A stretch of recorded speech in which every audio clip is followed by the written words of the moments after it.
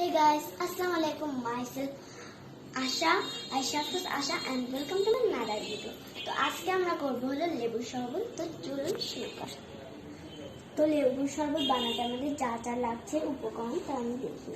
আর লাগছে 1 গ্লাস পানি, লেবুর পানি, লবণ, চিনি এবং স্লাইস করা কাটা লেবু আর একটা চামচ। তো আমি প্রথমে এই যে গ্লাসটাকে নিয়ে এই লেবুর শরবতটা দিয়ে দিব। তারপরে 1 চিমটি লবণ, আপনারা কিন্তু এখানে বিট লবণ করতে নিতে পারেন।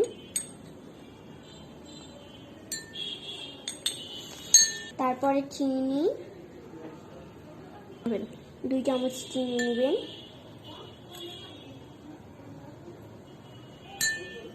তারপরে এটাকে ভালো করে মিক্স করে নেব।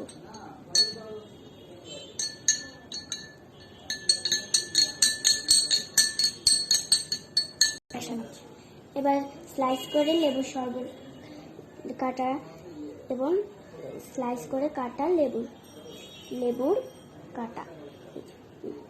তো আজকে দেখুন কি সুন্দর লাগছে। হয়ে গেল আমাদের চলতি লেবুর শরবত। তো ভিডিওটি যদি ভালো লাগে তাহলে অবশ্যই like, comment, share and subscribe করতে কিন্তু একদম ভুলবেন না। বাই, খুদা হাফেজ।